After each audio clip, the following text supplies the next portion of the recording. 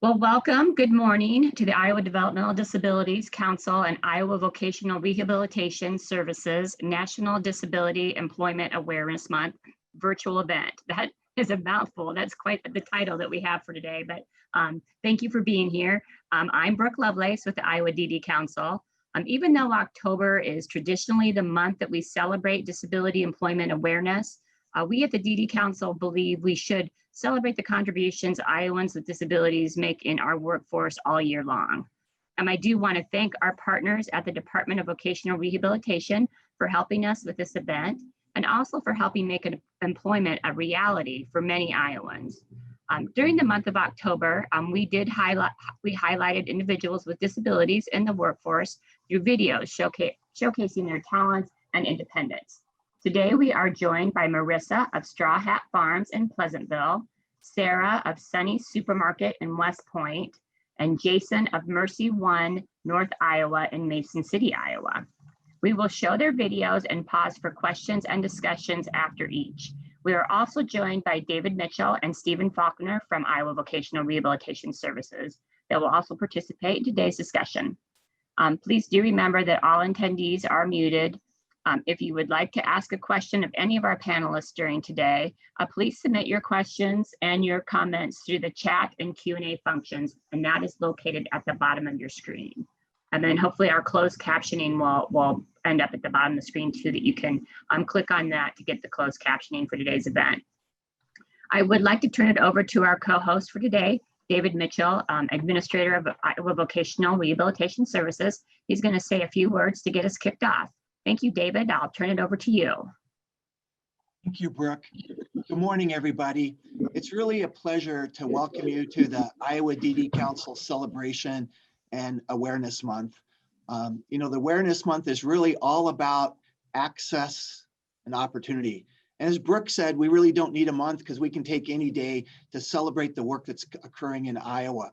The DD Council's purpose is to assure that individuals with developmental disabilities and their families have an opportunity to access community services and the individual supports that help promote self-determination, independence, employment, and really integration and inclusion in our community.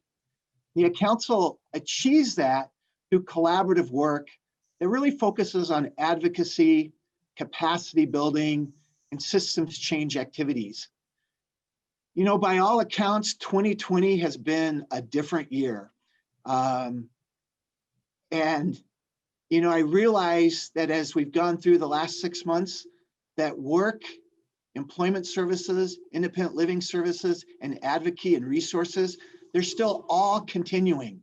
And how important is that in this unseen times that we're experiencing, that services and resources and success stories are still available to share more than ever to a population of individuals with disabilities that needs those services at this time more than any other time in history.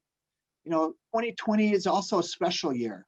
It's 100 years of the federal vocational rehabilitation program, starting back in 1920 with World War I veterans. It's 50 years celebrating the Developmental Disabilities Bill, and it's 30 years of the Americans with Disabilities Act. VR is really a critical program in the Workforce Innovation Opportunities Act, and along with our core partners with the Workforce Development, the Department of Human Services, and our education partners, both at the secondary and post-secondary levels, we work in collaboration with the DD Council and the continued efforts to align service delivery and increase capacity to really address employment for all individuals with disabilities. The primary way we've worked with the DD Council is through our work with what's called Employment First.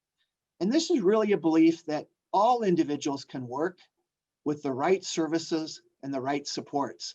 The DD Council has stepped up and come to the table with technical assistance and financial assistance that's allowed us to look at individualized services that change the course of outcomes for individuals through discovery and customized employment.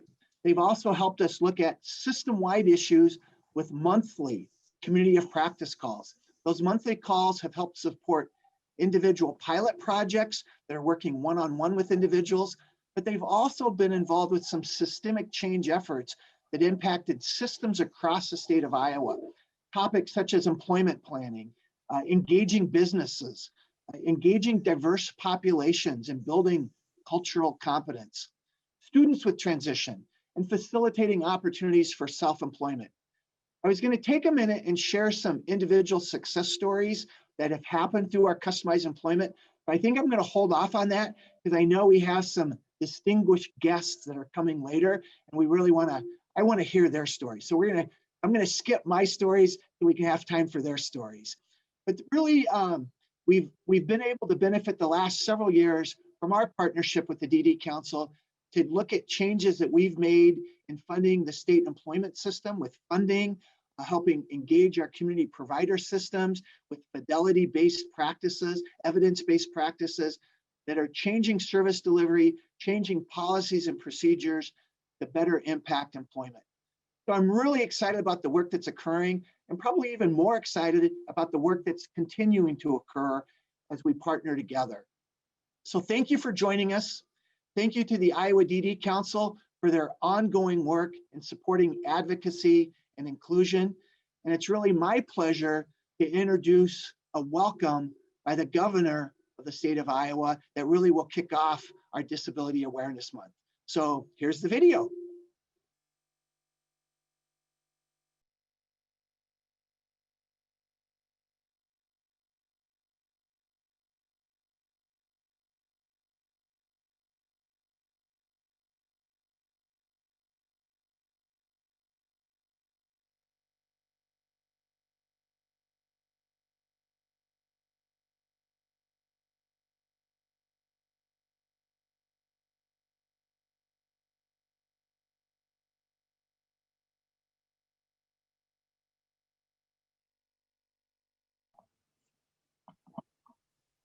I think it's coming. We practiced this beforehand and it worked seamlessly. So the IT goblins are coming to get us here this morning, but we'll try to get this set up here in the next few seconds.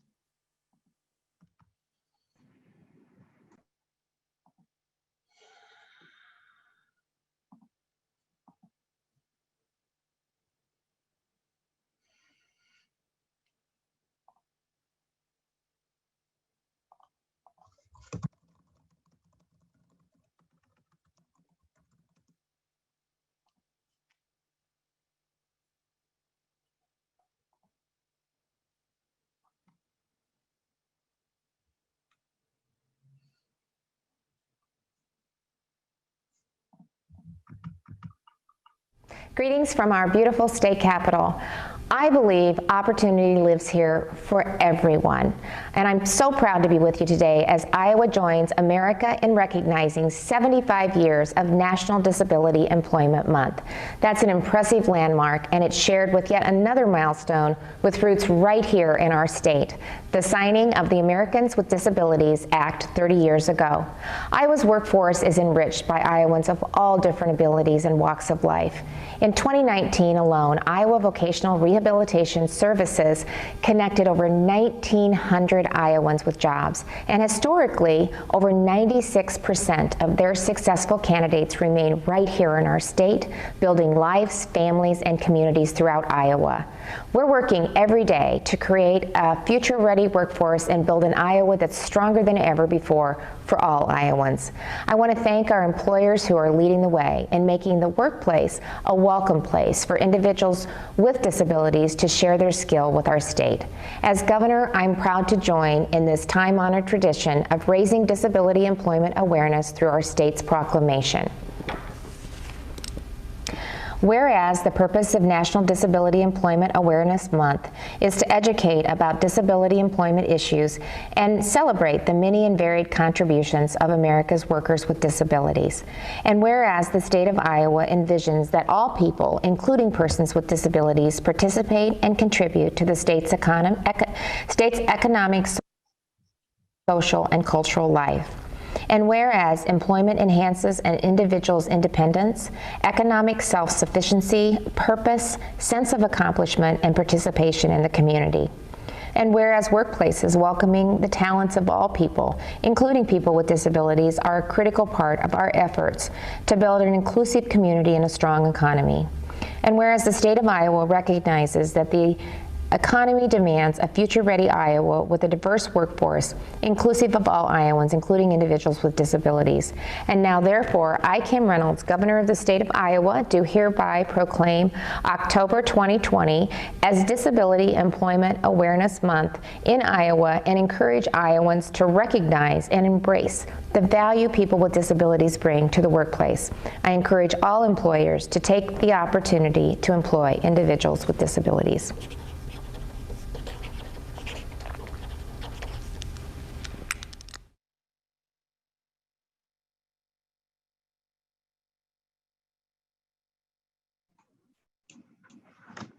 And thank you, David, for that introduction. And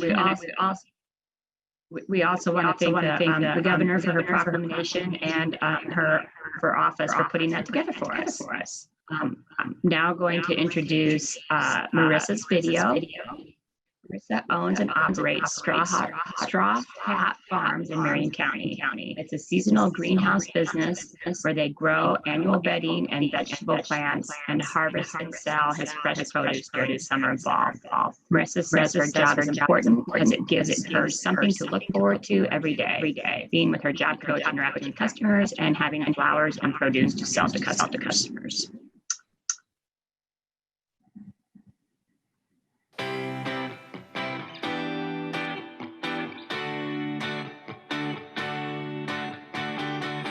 Hi, Marissa Schletzbaum.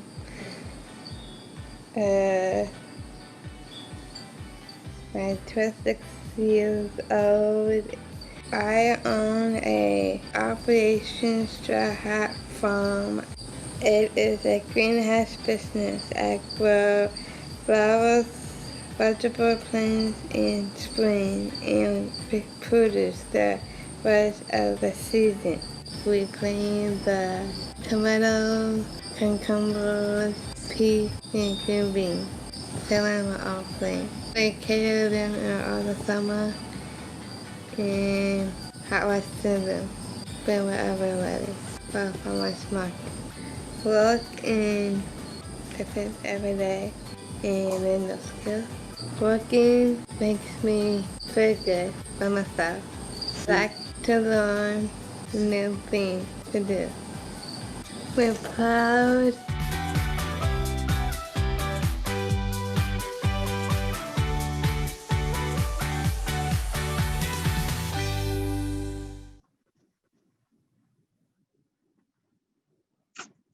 And now I think we're going to open it up for any questions. And I know that there is an echo going on right now, and I'm hoping our technical people can somehow fix that.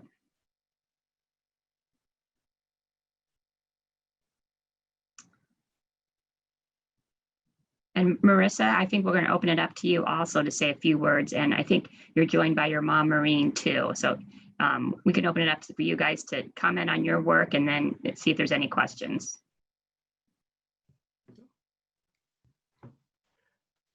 So yeah, this has been a great opportunity for Marissa to own her own business and operate it with a variety of supports.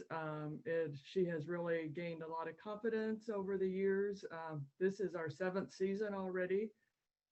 This past season was, and she has learned a lot of new skills and continuing to learn new and doing a lot of things on her own with little support on some things. And she really enjoys getting out in the community and having a nice service for the local community, and the community has been really supportive for her. So.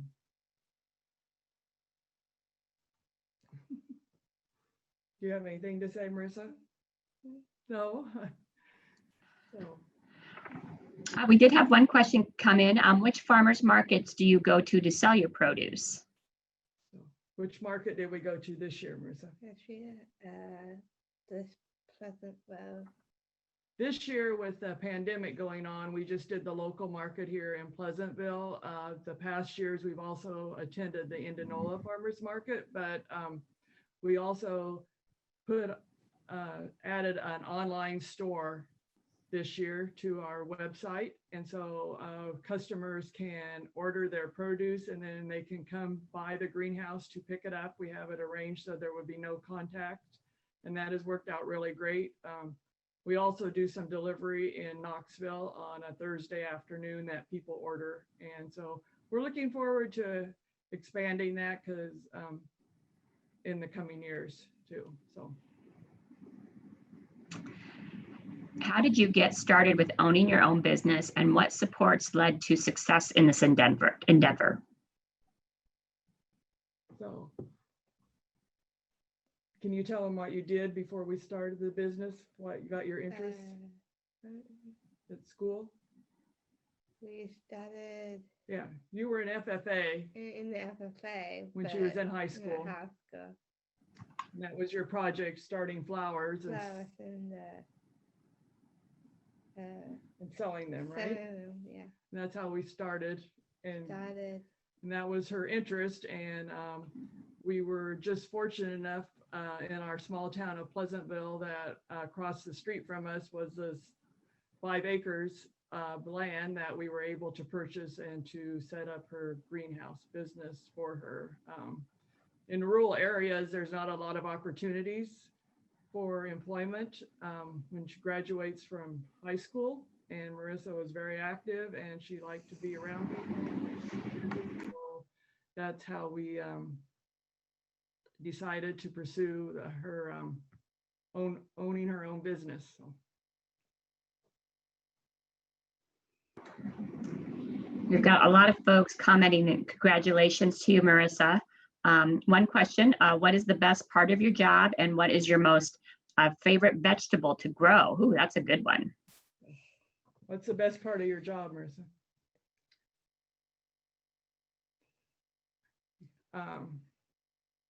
One of it, I know what is it? You have a job coach, right? You have a job coach that comes to help you? And you enjoy having her come and working? Come with me together for business, I guess.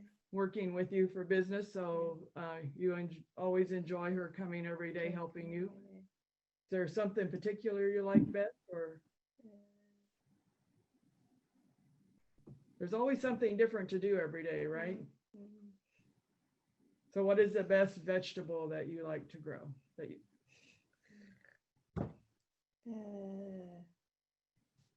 What's your favorite one to eat, maybe?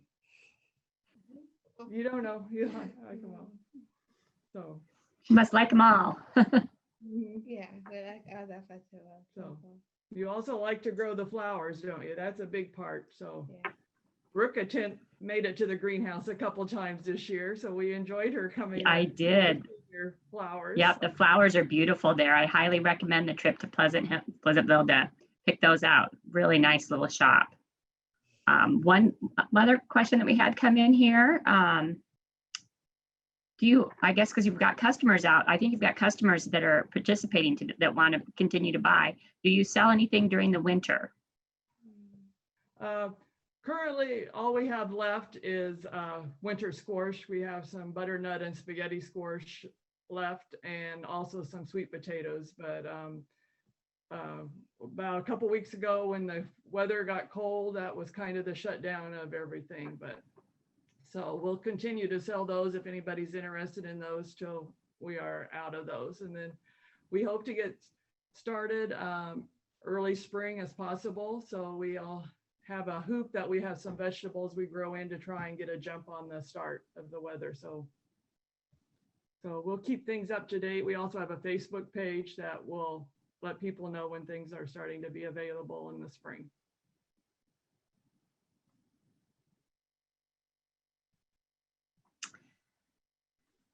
One last question, and I think then we'll move on. What type of supports did you get to start your own business, or what agencies help you? We worked with Vocational Rehabilitation with their self-employment program. That was a big support that we had to get started. We also worked with, I can't think of the name of it right now, I'm sorry, but with the benefits planning too. They were able to hook us up with person to help us do a business plan, and then we also just worked with different families that also had already started their business. We learned a lot through them. So Great. All right. Well, thanks so much, Marissa and Maureen, for being on today, and great work. Great work. All right. Yeah, thank you, Maureen and Melissa. That was wonderful. And really, the vegetables looked both healthy and delicious. So I'm glad that that's online and available. I'm Bill Colliston. I'm the Public Policy Manager with the Iowa DD Council, and I'm excited that you've joined us today. And also, it's my honor to introduce Sarah. I apologize. Here it is. My Word document went away here, my introduction piece. So it's my pleasure to introduce Sarah. Sarah works at Sonny's Supermarket in West Point, Iowa. At work, Sarah sanitizes stuff all around the store and faces the products on the shelves. Sometimes they need Sarah to stack the groceries up front and even take things out to people's car. Sarah enjoys greeting people when they come in and help them find their groceries. Sarah loves her job and says working at Sonny's makes her happy and proud. She is thankful for her boss, Dinah, for taking a chance on hiring her. So we're going to show Sarah's video, and then she's here to answer some questions.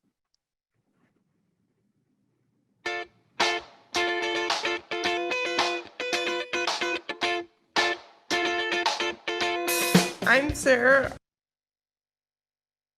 I'm 20 years old, and I like to spend time with my friends, my family, and my 2 dogs. I work here at Sonny's, and I clock in Mondays and Thursdays, 9 a.m. To make sure I'm always on time, never late. I sanitize everything, really make sure I disinfect everything, and making sure we're watching out for germs, stocking the shelves. But you want the shelves to look as full as possible, because my boss has always taught me this. You want to push everything up to the very front and not all the way back, because like if you're stocking potato chips up on a shelf, you want everything to look forward and straight, and then you want the shelves to look as full as possible. I really like my job, and I'm really glad that they hired me to work full time. I'm kind of getting the hang of it, being on my own, and then after when I get that done, my job coach, Tammy, steps in, and then I know she's here and we're ready to jumpstart the day and get my work done, the next task after that. I like working at my job because it gets me out of the house so I don't have to bug my dad all the time. But I really like working here, and it's a lot of fun because everybody knows me since I live here in town, so they call me the social butterfly. It's done a really good impact on my life, and I'm very, very proud.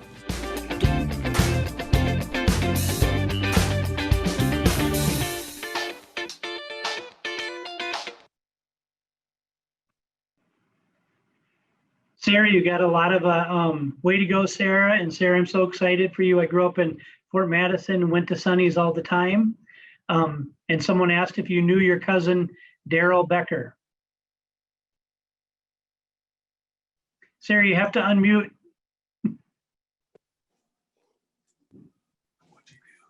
Are you unmuted? Yeah, I think Yep. so. Yeah. Yep, I can hear you guys. Can I hear you? Can you guys Sarah, hear- we had a lot of, go ahead.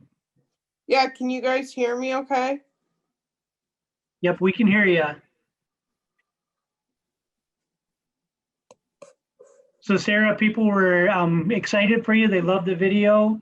Someone said they went to Sonny's all the time growing up and wanted to know if you knew their cousin, Daryl Becker. Yep, I know him. That's Alina Gar's dad, so. Yeah. He's my neighbor. How many hours do you work a week, Sarah?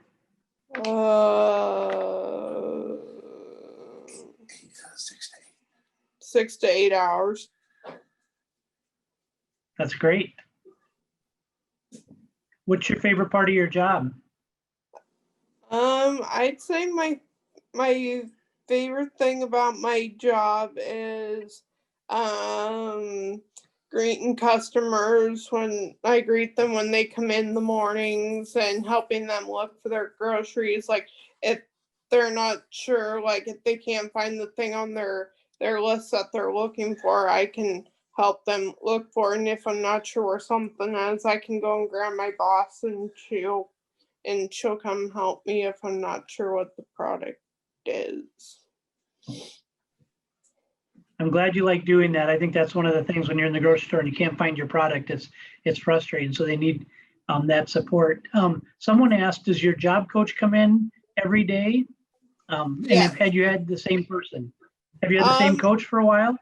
No, I used to have Brittany, but I don't have her anymore because she got assigned to somebody else, and then Tammy comes, and then I've had Mandy. So I've kind of had different people throughout the 2 days that I work. So, and they're really supportive of me, and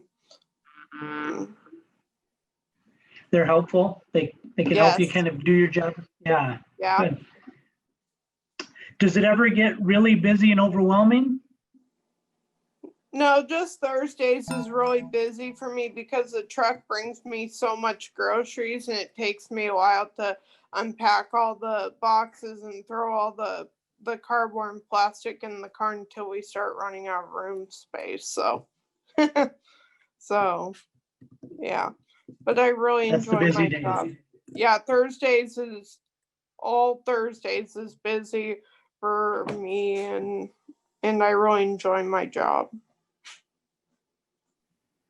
So Sarah, one thing that you said in the video, you talked about facing shelves. And I actually worked in a grocery store for quite a while growing up.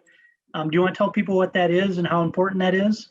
Yes. So stocking shelves, like we sell out of a lot of products throughout the week, and you want everything. You need to bring all of your stuff up towards the very front, and you want the shelves to look as full as possible. Like if you can't like fit any more chips up on the shelf because there's no more room space, and I'll just set it at the end of the aisle, and then Alan will step in and he'll take it into the back, and then he'll know what to do with it, or else we can put some up front, and then hopefully we can sell those first. Labels facing. Yeah. Yeah. Facing forward labels, making sure I get the correct label stickers. And we've had a lot of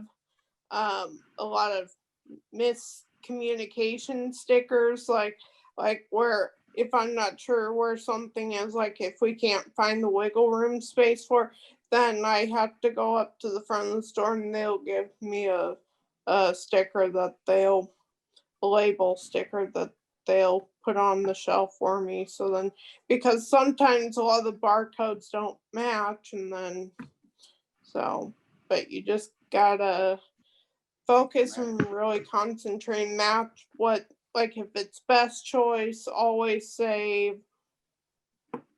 Yeah. Sarah, how long have you worked at Sunny's? Since March or June. Probably June. Probably June. So a few months now? Yeah. And I really like going to work because it keeps me busy, and they keep me busy and on task. So this is kind of Sarah, this is kind of a two-part question. So how do you feel it's helping you growing as a person, and have you become more independent because of it? I feel like I'm becoming more independent in my job because like they'll have me start doing stuff on my own. Like I'll come in the morning and I'll clock in, I'll start sanitizing, then they don't come till a little after 9:30, and then so I start on my morning on my own, then they come in and then we're ready to get started. She'll be there to help me, and I'm really glad for that. And my job coach, they said the other day that they don't think I'm ready yet to use the box cutter because they don't want me to lose a finger or cut myself. So my job coach has to hang on to it until they think I'm fully ready to start using one. To take off the tape, and because sometimes a lot of the boxes are heavy with like glass. Yep. So one last question here, Sarah. So I think I know the answer because of the time we've got to spend together and how outgoing you are, but what do you think about working with customers? I really enjoy working with customers, and they're always polite, and they get a conversation going, and because I'm a people's person. They need people like you in the grocery business, Sarah. Thank you so much. And it's from everybody's comments, people are very proud of the work you're doing and really encouraging you to keep working. And I'm glad that you love your job. So Thank you so much. And I'd like to thank my boss, Dina and Hannah, but I'm sure Dina's gonna hop on here shortly, I'm sure. So, and I'm sure she'll have some remarks to say, so. thank you for sharing your great story, Sarah. Yes, thank you, Sarah. Now I think we're going to move on to Jason's video. Jason works at Mercy One of North Iowa in Mason City. He works the evenings as a housekeeper full-time. He oversees changing the beds and from door to door on each floor, knocking out as many as he can while meeting as many of his patients' needs as possible. In a room, Jason picks up the trash, dirty laundry, dusts and wipes down, and makes the beds, mops the floors before he heads home for the day. Sounds like a real busy schedule. So let's see Jason's video, and then we'll have some questions for Jason and Jillian.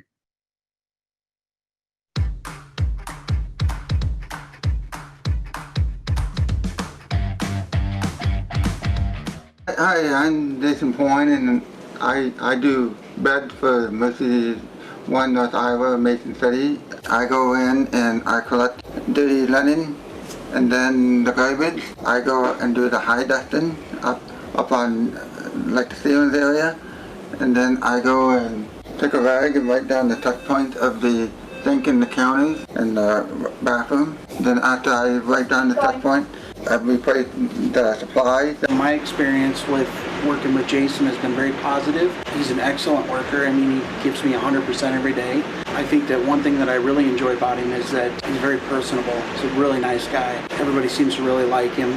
He's always timely. He's always here. I don't think he's missed a day since he started. I wish I had more like him. I think he really likes his job. I know he does. He's told me and other people several times how much he enjoys his job and likes working here at the hospital. We love having him.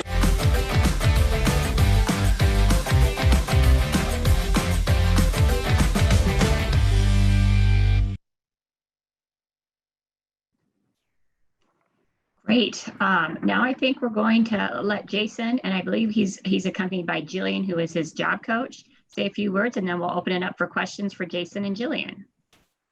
Okay. You can. So, So Jason's gonna have a hard time hearing, so I may have to repeat what you say, but if you have any questions, you can go ahead. Okay. Any questions for Jason? can you repeat the question? And then I will. Yep. Okay. I think it kind of hard to. Not trying to be difficult. So Jason, Yeah, this is Jason Pohren. what is your? Hi, Jason. Hi. How you So doing? we're good. We're good. So we do have a few questions coming in for you. What's your favorite part of working? What's my favorite part of working? Yep. Okay, be able to be working with the people and working with the co-workers and going from floor to floor, door to door, and learning new things off and on every day, and then facing new challenges. Okay. That's great.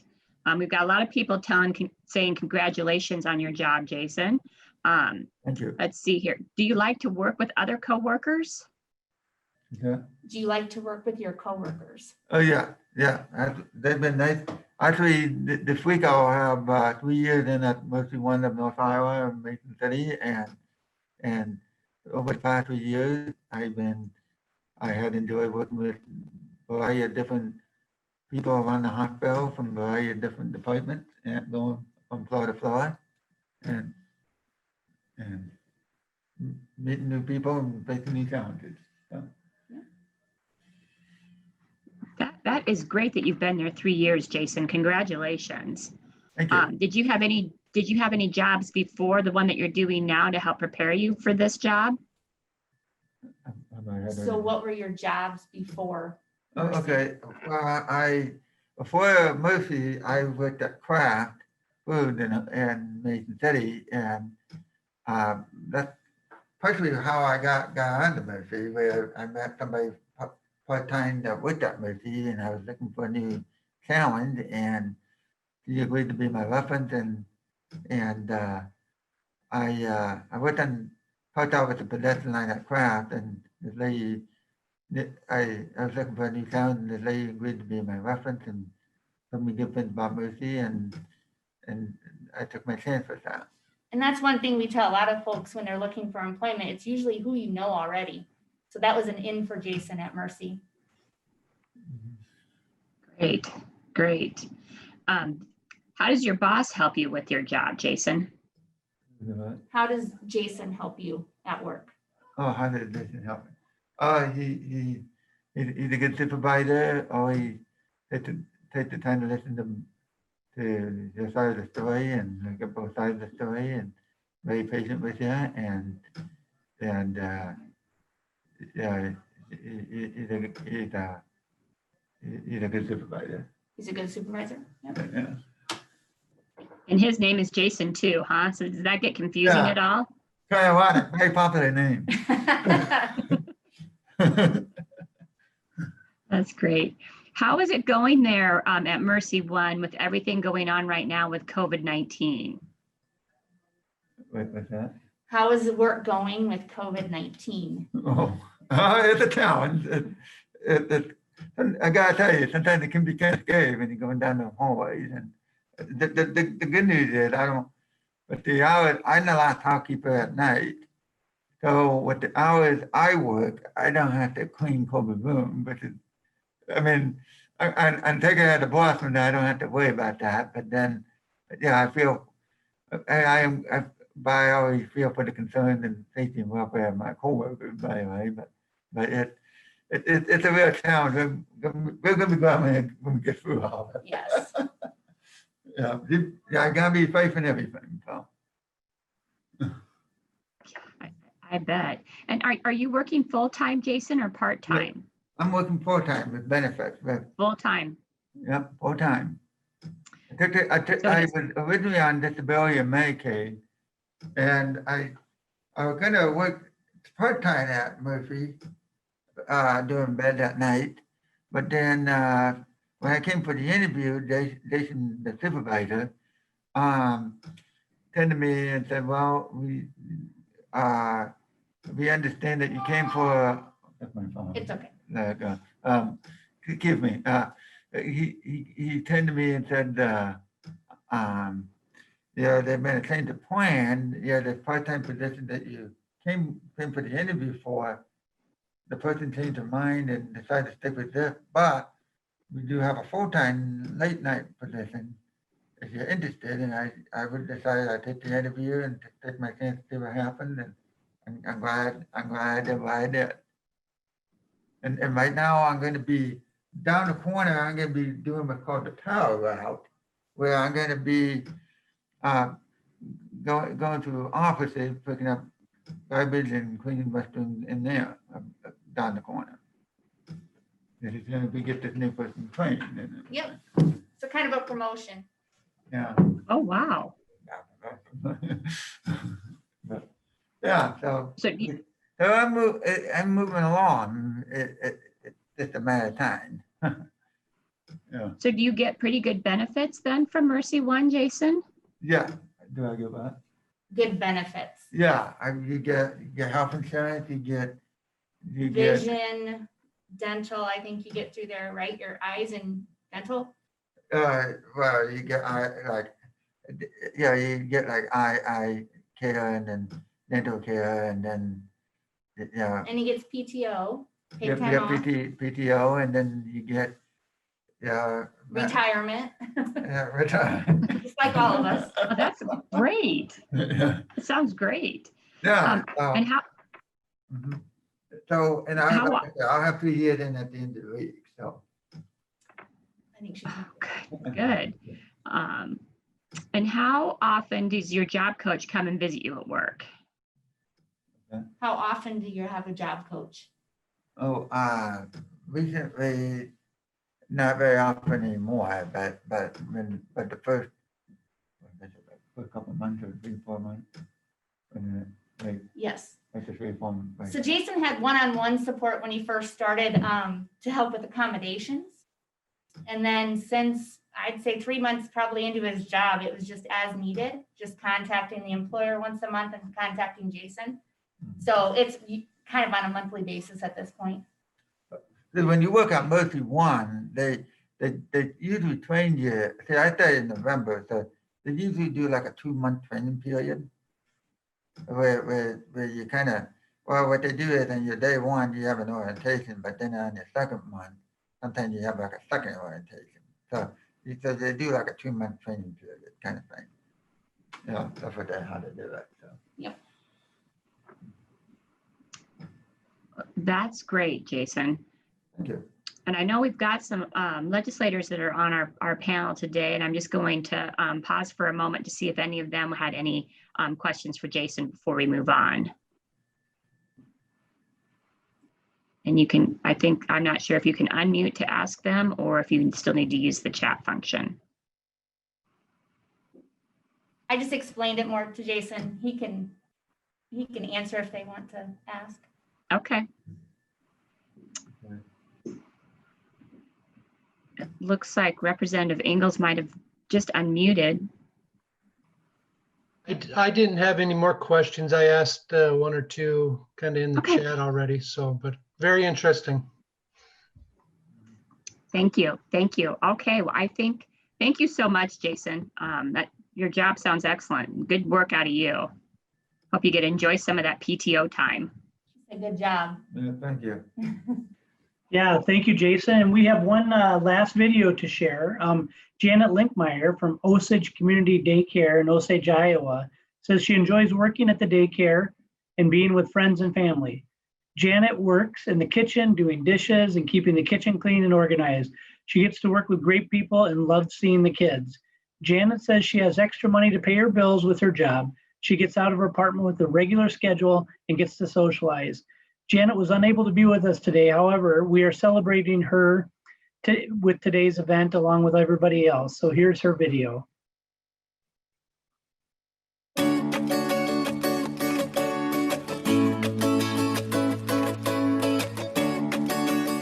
My name's Janet Linkenmeyer. I live in Osage, Iowa.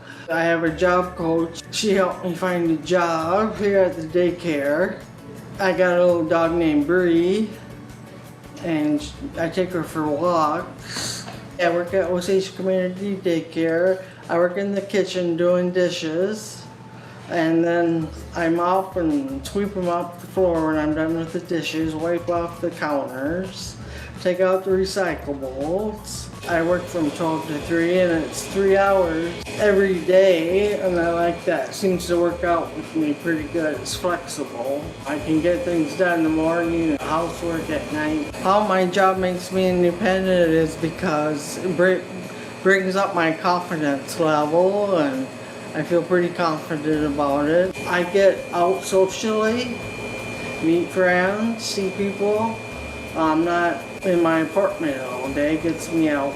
Then it gives me income too, extra income that I have for bills. My goals is to continue working here and bring up my confidence level again and just stay focus on my job, hire people with disabilities because it's very positive. They can offer a lot in the community. People with disabilities can do anything.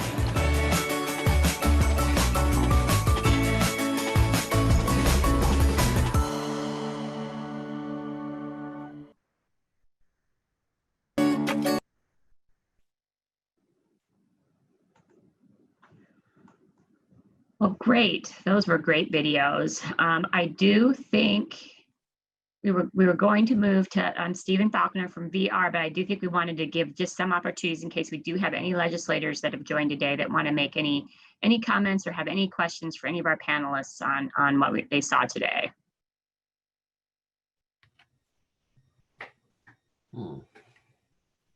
Hi, this is Chad Ingalls.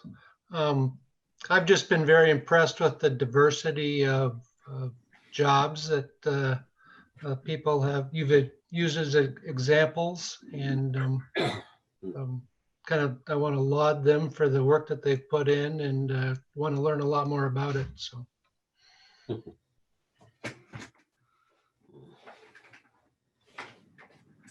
Thank you. I'm not seeing that we have any others.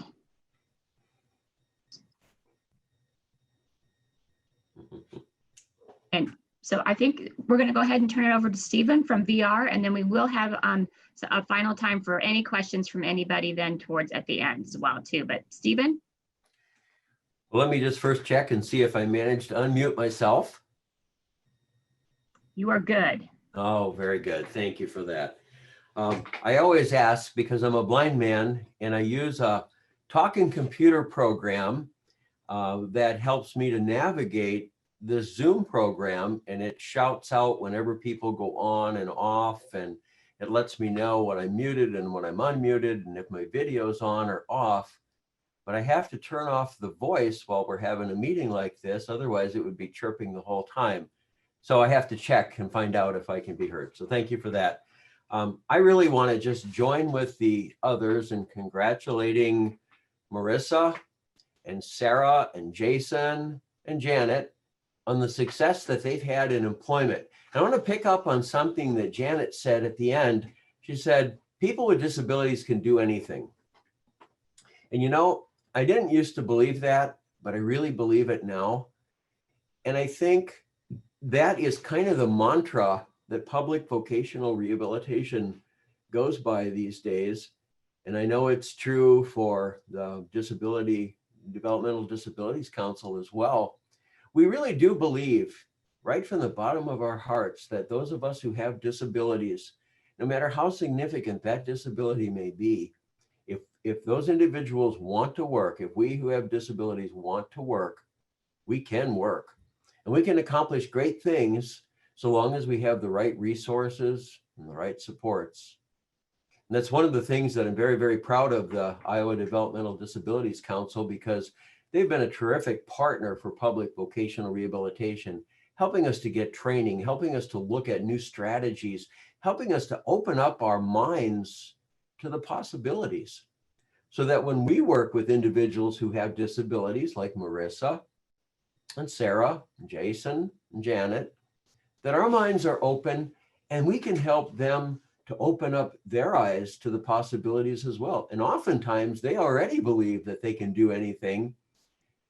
Our job, I think, is to help support them in exploring that out, not trashing their dreams and finding reasons not to go forward, but really looking at the possibilities. And there are so many. You know, Jason's story, I live in Mason City, Iowa. So Jason, you and I are homies. I don't know if I've ever met you. I'm a short little blind man. You probably have seen me on the bus or walking around the sidewalks.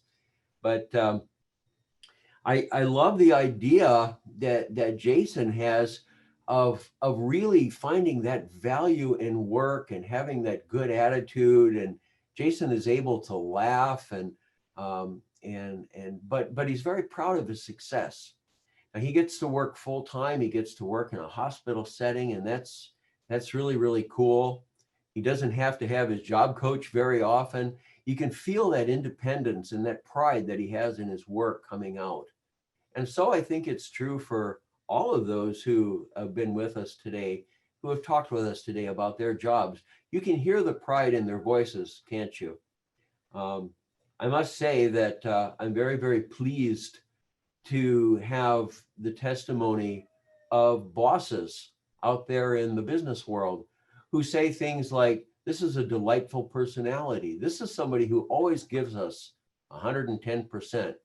You know, in my business, the people that I supervise, I look for what I call a unicorn.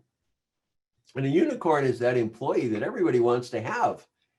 And people who have disabilities very often are unicorns because what they do is they give 110%. When the ball gets dropped someplace, they pick it up and take care of it.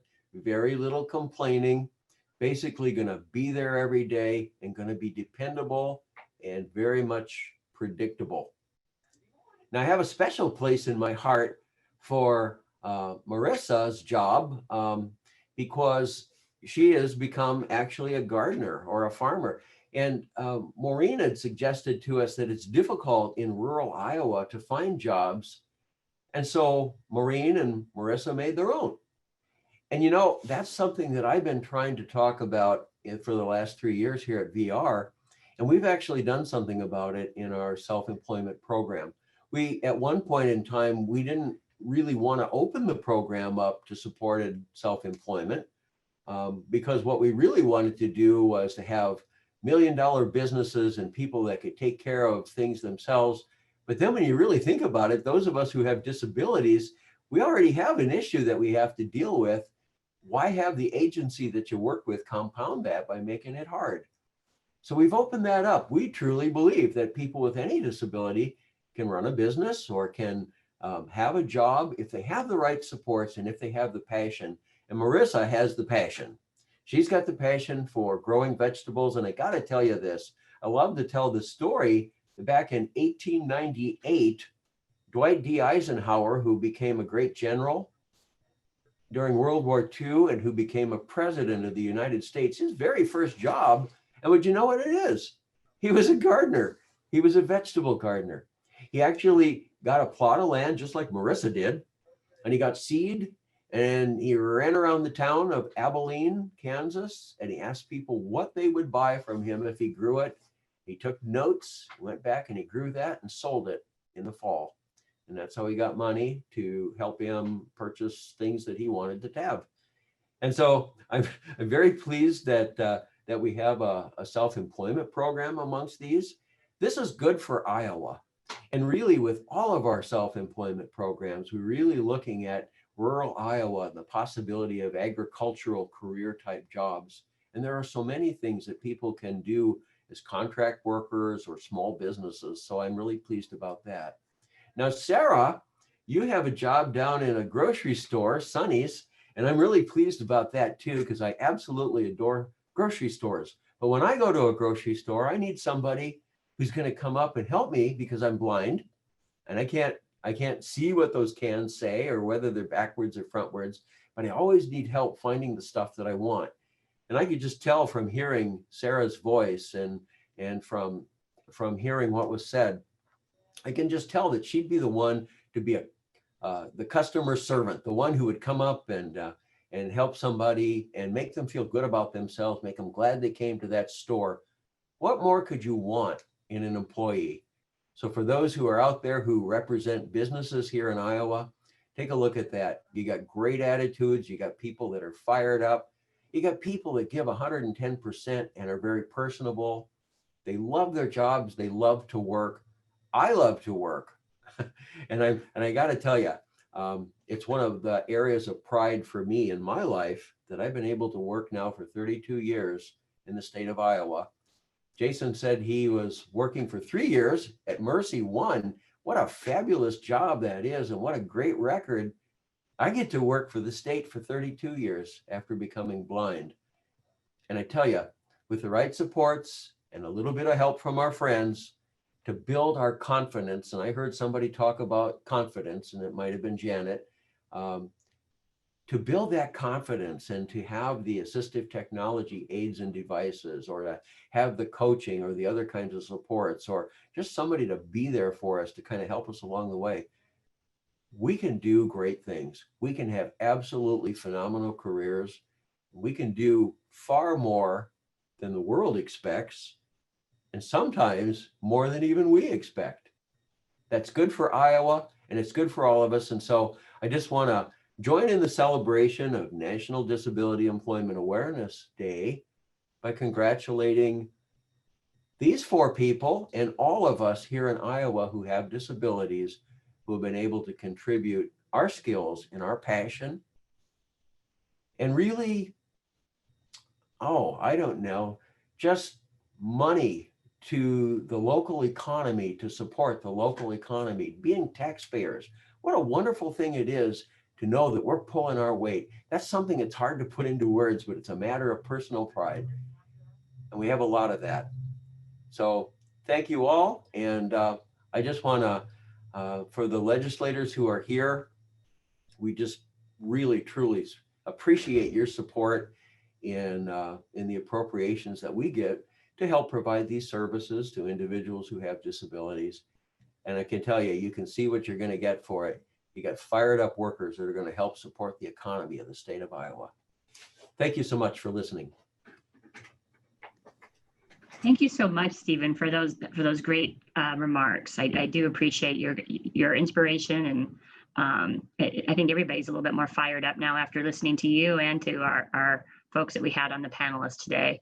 I do want to just open it up one final time for any other questions that anyone may have for any of our panelists. For Stephen, please go ahead and you can do that now, either through video or through the chat or question and answer. And our legislators are still welcome to say any comments too as well, and we can unmute. We do have the ability to unmute them. Hi, this is Chad Ingalls again, and I do have a couple questions and maybe a little background. I have a daughter who has a disability, works in a daycare, and has had a job coach through Vocational Rehabilitation Services. And I was wondering what might be, and this could be a question for the families or the administration type people, but what might be a couple primary obstacles for placing individual in jobs? I know Steve mentioned rural Iowa is tough, and we found that too, but I guess that would be a first question I had. You know, I think that, I think it begins, well, I want to say it begins with really listening to our clients to find out what their passions really are. And we've been working in the state of Iowa here with that employment first and that discovery process, I think is extremely helpful in helping individuals to know kind of what their personal passions are and what's their best pitch and what do they really want to do. And then to have a different frame of mind than we've had in the past. Before, we tried to look at the labor market and tried to fit somebody into that. Now we're actually looking for what would be the best environment for an individual to work in. And that makes it more centered around the skills and the actual abilities of the individual. And then they're able to really, really flourish when they go to the businesses. Now, I found in 32 years that the businesses in Iowa have been very open and receptive. It takes a while to make a relationship with those businesses, but once you have that relationship, and we've developed a bit of trust with the local businesses, they know what we're delivering. They know that they can depend on us not to drop the ball and let somebody continue without the right supports, or that we're going to be there when troubles arise.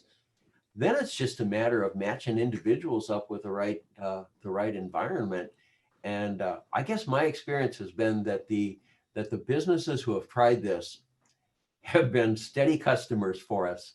And we do at Voc Rehab consider businesses to be our second customer next to the individuals who have disabilities. But yeah, I think rural situations are tough. Transportation is extremely tough in the rural areas.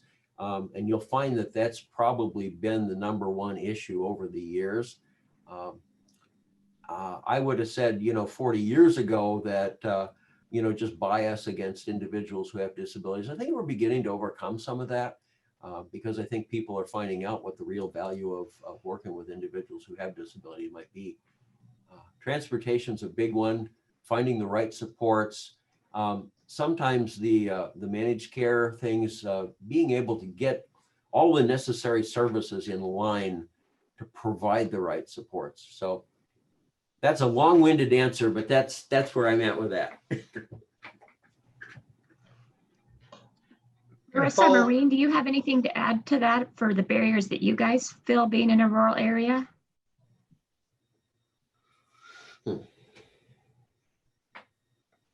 I guess I just think it's businesses need to know that what the abilities and opportunities, if they would allow for people with disabilities, they would be very surprised, I think, of what how they would help their business. But that's one of the barriers, getting businesses to understand that, because anybody with a disability, they have a lot of positives. So I guess that was one thing that was my daughter, Marissa, when she was young, she just showed me she wanted to do things what everybody else wanted to do. So she just had to have the right supports to do that. And so that's what we have tried to do. So transportation is another issue too, but there are ways that if you think outside the box, that's what we felt like we did in our situation. So.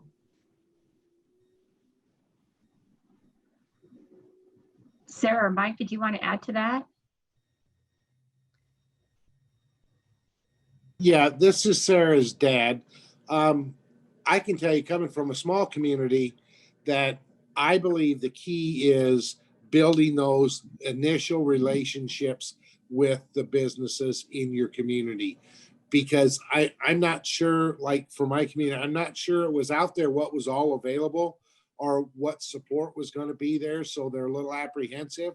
But I think the first step is to build those key relationships with those businesses and let them know that they don't have anything to worry about, that you're going to be there to help them make these people, these workers successful.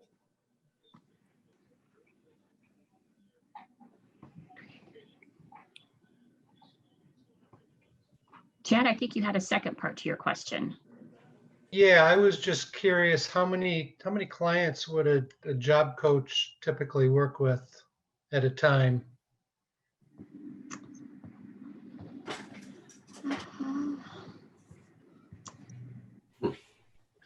Jillian, do you know the answer to that question? At our agency, our coaches work with anyone between maybe 18 to 22. It just kind of depends what the person's schedule is and how high their need is.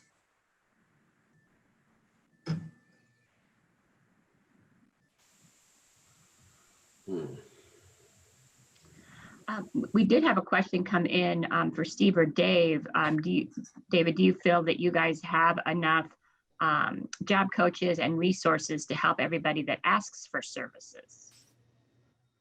The job coaching gets to be a bit of a problem during COVID-19 because many of the community rehab programs are not able to actually, let's say, go on site with a lot of the individuals, and so then they run into staffing problems and sometimes have to cut their staff. And my hope is that as COVID-19 kind of winds down, of course, it's not winding down anytime soon, but we are still placing people. And so we're hoping that can grow. And once in a while, we may be private contract with individuals, but for the most part, I think we're seeing the community rehab programs starting to come back online again, as we're finding new strategies and sometimes even virtual strategies for the coaching. So that's kind of a wobbly answer there for you. I don't know if that helps or not. Brooke, this is Dave Mitchell also, and I'll jump into that because one of the great benefits of our partnership with the Iowa DD Council has been the support of the Employment First pilot projects. And one of the things we've learned in those pilot projects is that we need to change the funding mechanism, both through Medicaid and through VR. And through our pilot projects, we were able to change the funding rate to a professional rate to pay a much higher hourly dollar figure to support those job coaches. The other thing that comes with that is the training and professional development in those areas is supported by the work that the DD Council has helped provide.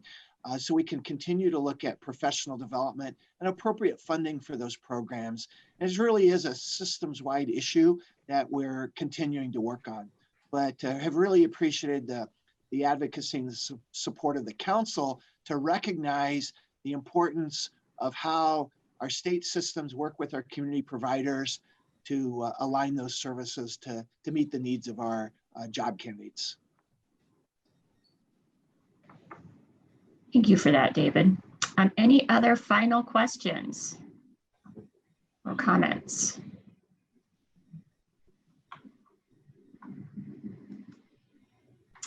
Make sure I got to everybody's.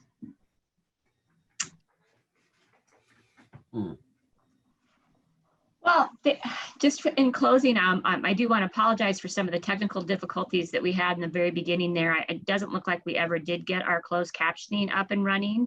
We did record this, and we will be able to add the closed captioning after the fact. And so we'll share that to everybody that registered today. And then we're also going to send it out to all of our legislators, through all of the state legislators, to be able to view too, that weren't able to attend today. So that's our plan for that. But I do want to give a big thank you for all of our partners at VR, and for our employee panelists today and their family members and their job coaches, because you guys really made this a great event today. And we look forward to doing some events like this with everybody in the future. So with that, I think we'll go ahead and close. But again, thanks to everybody for being part of this today.